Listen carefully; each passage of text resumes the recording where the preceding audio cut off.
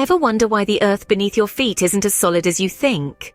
Well, let me introduce you to the intriguing world of earthquakes. You see, our planet isn't as unyielding as it seems. It's constantly in motion, shifting and transforming, sometimes subtly and other times not so subtly. This dynamic nature is especially evident in certain parts of the world, like Indonesia. This country, sitting pretty on the Pacific Ring of Fire, is no stranger to the Earth's tremors.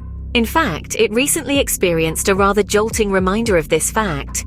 A magnitude 6.5 earthquake struck off the coast of Java Island. Buildings swayed in Jakarta and Bandung, causing a bit of a stir, but thankfully no tsunami alert was issued. When we think of earthquakes, it's easy to picture destruction and chaos. But remember, they're just a natural part of the Earth's life cycle, a sign of our planet's ever-changing face. It's a bit like the Earth's own version of a morning stretch, if you will. So next time you feel the ground shake, remember, it's just Earth saying hello. So, what's causing all this ruckus beneath our feet? Well, let's dive into the fascinating world of geology to find out. Picture this. Earth's crust, the outermost shell of our planet, isn't one solid piece. Instead, it's like a giant jigsaw puzzle, made up of numerous pieces called tectonic plates. These plates are always on the move, albeit at a snail's pace, roughly a few centimeters a year. Imagine you're at a crowded party, and you're trying to navigate through a sea of people. Sometimes you slide past others with ease, but other times you might bump into someone, causing both of you to jostle. The interactions between tectonic plates are similar. When they slide past each other smoothly, it's all good. But when they get stuck and pressure builds up, it's like two partygoers shoving each other. Eventually, something's got to give. This is where fault lines come into play. These are the battle lines, where tectonic plates meet and interact. When the pressure becomes too much, the fault lines break or slip, releasing a tremendous amount of energy.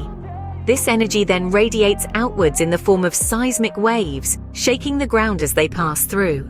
It's like dropping a stone into a pond and watching the ripples spread out. Now, these seismic waves are the culprits behind the shaking we feel during an earthquake. There are different types of seismic waves, and they all move in unique ways. Some roll along the surface, causing the ground to move up and down like waves on the sea. Others shake buildings from side to side, making them sway like dancers at a rock concert. So next time you feel the ground shake, remember it's just the Earth's way of letting off some steam. It's a natural, albeit sometimes destructive, part of our planet's dynamic nature. And that, my friends, is how our beloved Earth throws a rock and roll party. Now, you may think living in an earthquake-prone area is like playing a game of Russian roulette with Mother Nature. But let's shake off that misconception. Living on the edge, quite literally, doesn't have to be a constant tremor of fear. Sure, the ground might do the jitterbug now and then, but it's all about being prepared. Think of it as having a surprise pop quiz. You don't know when it's coming, but you've studied, you're ready. You've got your emergency kit stocked, your family knows the drill, and your home is fortified to stand against the shakes. And technology is on our side too. Advancements in early warning systems can give us precious seconds, sometimes minutes, to brace ourselves before the ground starts dancing. These systems, like a trusty alarm clock, can jolt us into action and help us move to safety. Living in earthquake country isn't about courting disaster, it's about resilience and readiness. It's about understanding that the Earth beneath us is a living, breathing entity, constantly changing and evolving. So while we can't predict when the next big one will hit, we can certainly be ready for it. Better safe than sorry, right? Now, what do you do if you're caught in an earthquake? No, the answer is not do the Harlem Shake. Let's get serious though. Earthquakes can be frightening, but knowing what to do when one strikes can make all the difference. Firstly, stay calm. Your ability to think clearly is your greatest tool in any situation. Secondly, you'll want to find a safe place. If you're indoors, get under a sturdy piece of furniture like a table or desk. Stay away from windows and anything that could topple over. If you're outside, move to an open area away from buildings, trees, and streetlights. While you're in your safe spot, remember the mantra: drop, cover, and hold on. Drop to your hands and knees to prevent being knocked over.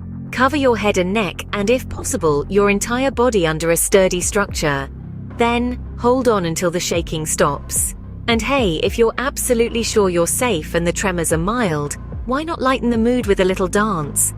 But remember, safety first. Remember, when the earth shakes, don't panic. Just drop, cover, and hold on. And maybe do a little dance if no one's looking. So, what have we learned from our little journey into the belly of the beast? We've peeled back the layers of the earth, delved into the science of seismic shifts, and braved the edges of the tectonic plates. We've learned that living on this dynamic planet requires knowledge, awareness, and a good sense of humor. And most importantly, we've discovered that preparation can make all the difference when the ground beneath us decides to do a little dance. And remember, earthquakes may be a part of life on this dynamic planet, but with knowledge and preparation, we can all sleep a little easier.